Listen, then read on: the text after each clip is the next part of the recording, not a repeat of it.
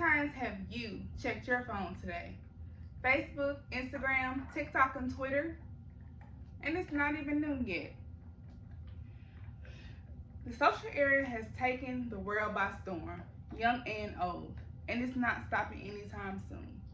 I remember when I was a younger girl, I would go to Walmart with my parents, and I would see the bins lined up all down the aisles of these CDs that you can put in a computer by AOL. You can upload into the computer, and with the assistance of a landline telephone, you too can have access to the internet. And I had to have one every time we went. According to the socialchamp.com, the first ever platform was called 6 Degrees back in 1997, or the 1900s as the kids like to say.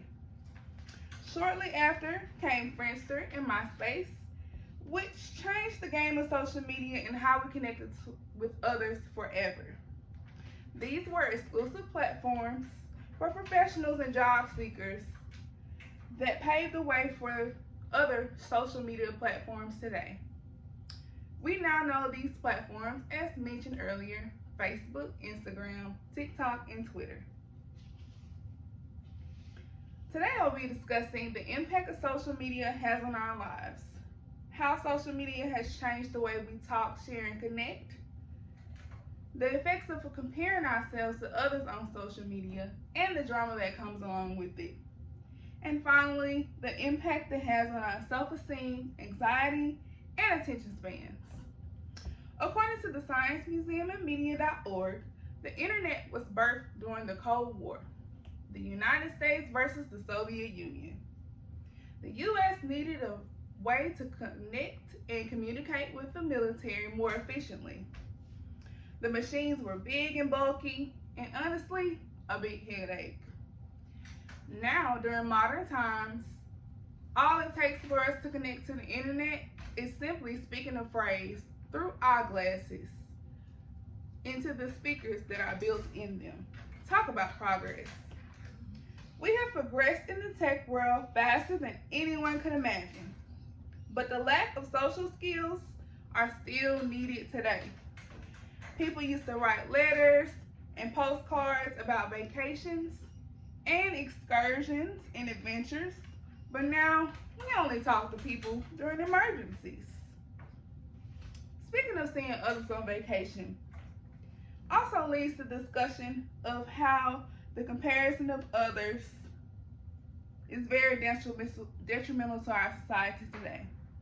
You see people on the internet living their best lives, but you have to remember, people only show you what they want you to see. And it's not always the truth. This also leads to cancel culture.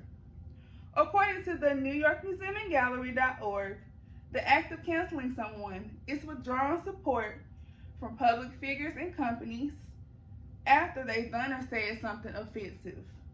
Companies like Target, Walmart, artists like the Rolling Stones, Travis Scott, and even former President of the United States, Bill Clinton, have all been canceled. Whether the person deserved it or not, the action still can have negative consequences. According to Soaps.com, we consume more social media more and more every year. The average person spends about an average of 2 hours and 23 minutes a day, and I personally, according to my phone data, spend 2 hours and 34 minutes a day. And that's just on TikTok alone. Don't judge me. This consumption over a week, a month, and a year can begin to harm our self-esteem, anxiety, and attention spans.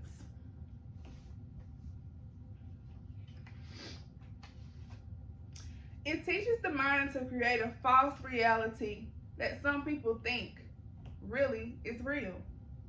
According to the JET Foundation, this can be dangerous. 2 hours can turn into many hours. Down the rabbit hole you go, and all the real responsibilities are out the door. This can lead to a decrease in depression, overall well-being decrease, and poor body image. In conclusion, social media is a big part of our lives. and how we connect, share, and learn new things. But it's not always good. What we do now can affect us forever. Thank you.